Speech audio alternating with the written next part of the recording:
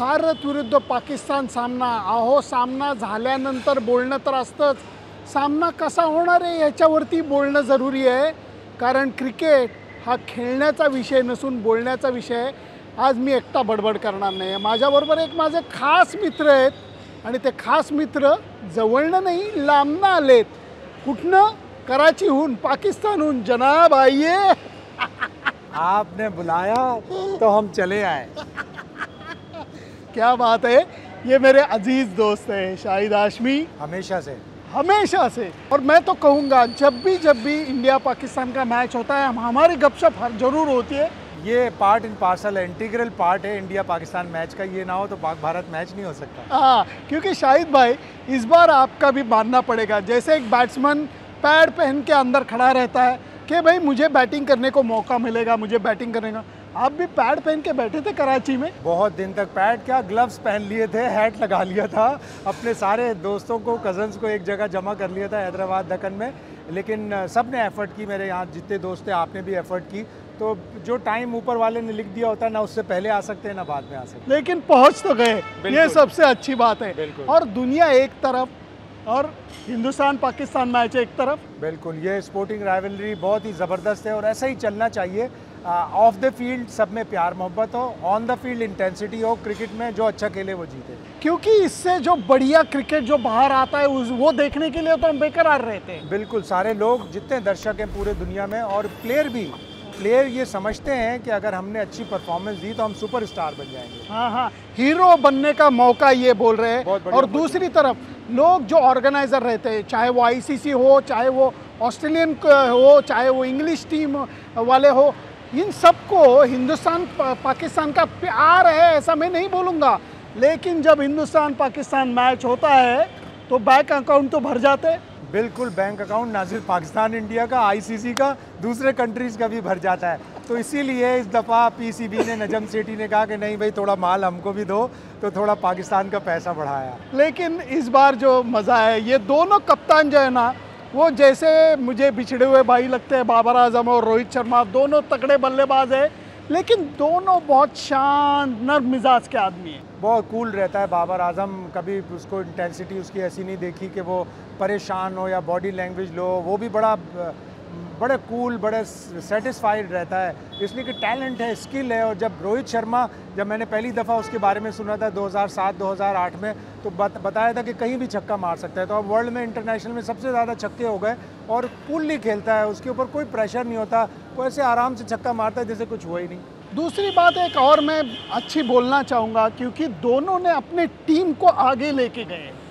बाबर ने भी पाकिस्तान टीम को आगे लेके गया है. कप्तानी तो आप डिबेट कर सकते हैं, लेकिन आप जो उसकी इंटेंशन है और जो उसकी विल पावर है कि नहीं मैंने अपनी टीम को वर्ल्ड नंबर 1 बनाना है, वो रोहित शर्मा में भी बहुत एक्सट्रीम पर है और बाबर आजम में भी है. और दोनों ने अपनी टीमों को वर्ल्ड नंबर 1 बना भी दिया, और इंडिया तो तीनों फॉर्मेट में बना. बढ़िया.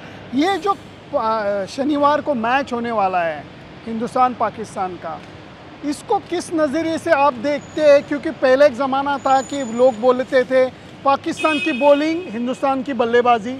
अब वो नहीं बोला जा रहा है, ऐसा क्यों हो रहा है? अब जाहिर है इंडिया की टीम ने अपने आप को बहुत मजबूत बना लिया. उनकी जो बॉलिंग है वो भी कमाल की है कि आप 3 तो फास्ट बॉलर होते ही हैं उनके पास रेगुलरली.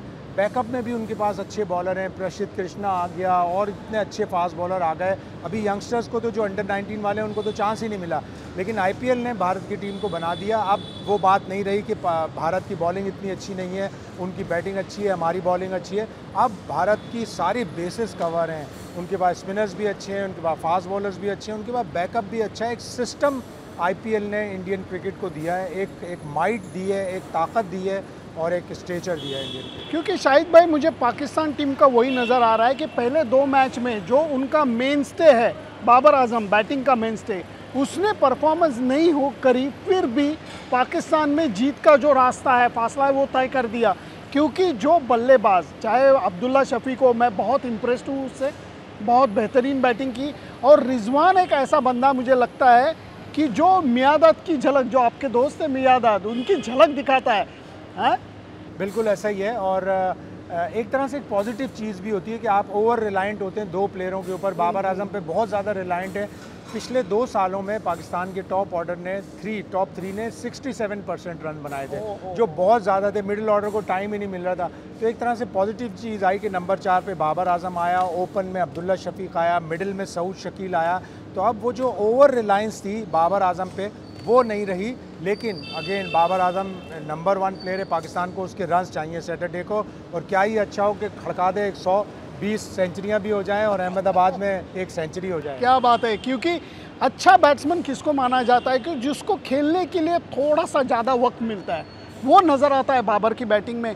आपने शुभमन गिल को कितना करीब से देखा है, उसमें क्या नज़र आता है? शुभमन गिल भी बहुत बड़ा स्टार है। मुझे याद है 2018 का ICC जूनियर वर्ल्ड कप, उसने 1 सेंचुरी दागी और क्या सेंचुरी। उसी वक्त से मैंने सोचा था कि ये शुभमन गिल को फॉलो करना है, उसको मैंने फॉलो किया।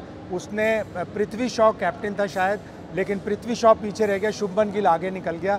और उसकी जो कॉन्फिडेंस है, उसकी जो विकेट पे लगता है, जो स्टेचर खड़ा होता है, लगता है कि नहीं इस प्लेयर में दम है। और उसने भी IPL से, अभी जो IPL ख़त्म हुआ, आपका क्या बैटिंग उसने की है, उसने अपने आप को मनवा लिया। और टीम इंडिया में जगह बनाना कितना मुश्किल होता है टॉप ऑर्डर बैटर के लिए, लेकिन उसने जगह बना ली। इस साल में 500, 550 हज़ार के ऊपर रन वनडे में किसी भी प्लेयर के नहीं है। Real talent. ये लंबी रेस का घोड़ा लगता है हमें। ये जो बात हो रही थी कि भाई चेस करना हर जगह आसान हो रहा है, क्योंकि यहाँ भी पहले मैच में न्यूजीलैंड ने वो कर दिखाया, लास्ट मैच में पाकिस्तान के बल्लेबाजों ने बेहतरीन बैटिंग की, वो कर दिखाया। वो थोड़ा सा यहाँ भी नज़र आता है। लेकिन ये मैं ज़रूर कहना चाहूँगा, ये सैंड बेस्ड आउटफील्ड है। और दूसरी बात ये है कि इसके ऊपर एक हल्का सा स्प्रे मारा जाता है कि जिसके बाद ड्यू का फैक्टर है वो कम हो जाए। तो जो रोहित शर्मा ने बात की है कि ये आउटफील्ड की वजह से ड्यू फैक्टर उतना नहीं होना चाहिए, लेकिन फिर भी जो जीतेगा टॉस वो तो पहले बॉलिंग करेगा। बिल्कुल ऐसा ही लगता है कि अब वनडे में टीमें ये चाहती हैं कि हम चेस कर लें। ड्यू का थोड़ा सा फैक्टर होता है। कुछ टीमों की अपनी मेंटालिटी होती है, जैसे नेदरलैंड को हमने देखा, सरप्राइजिंगली छोटी टीमें बॉलिंग सेकंड बॉलिंग से जीतती हैं, अपसेट करती हैं, 220 240 भी बना देती हैं, फाइट करती हैं। लेकिन नेदरलैंड ने दोनों अपने मैचों में पहले बैटिंग की और इस तरह से पहले फील्डिंग की और इस तरह मतलब लगा कि आप थोड़ा सा अपनी स्ट्रेटजी में लूज़ नज़र आए। लेकिन टीमें अपनी स्ट्रेटजी बनाती हैं, अपने प्लान होते हैं, कंडीशंस को भी देखना पड़ता है। लेकिन ज़्यादातर टीमें बेटर ऑफ होती हैं कि नहीं हम चेस करेंगे, T20 हो या वनडे हो। हाँ, क्योंकि चेस करने वाली टीम को ज़्यादा मौका मिलता है ऐसा। लेकिन साउथ अफ्रीका ने ये भी दिखाया कि पहले बैटिंग करते हुए बड़ा स्कोर अगर आपने दागा तो चांसेस बढ़ते हैं। टीम ज़ाहिर है ये सोचती है कि हमारे पास टॉस का किसी के ऊपर भी कंट्रोल नहीं है, किसी को कोई नजूबी नहीं होता कि वो बता दे कि हम टॉस जीत जाएंगे। तो उस टॉस का बड़ा मुश्किल होता है इस बोर्ड में। तो आपको जो चीज़ मिले, पहले बैटिंग मिले जमकर खेलो, 400 रन सजा दो बोर्ड पे। दूसरी बैटिंग मिले 400 रन 345 भी चेस कर लो, जैसे इंडिया करती है, जैसे पाकिस्तान ने पिछले मैच में। तो मज़ा आने वाला है ये मैच में, बहुत मज़ा आने वाला है। इतना बड़े तादाद में स्पेक्टेटर्स भी आने वाले हैं। तो ये ग्रैंडर जो होने वाला है, ये सबसे बड़ा ग्रैंडर होने वाला है, जैसे हमने मेलबर्न क्रिकेट ग्राउंड पे देखा। बिल्कुल ऐसा ही होना चाहिए। और वो मैच क्या मैच था, पैक्ड हाउस, उसमें आखिरी 3 ओवर में 38 रन चाहिए थे, लास्ट 2 में 31, लास्ट में 16 रन, लास्ट बॉल पे 3 रन।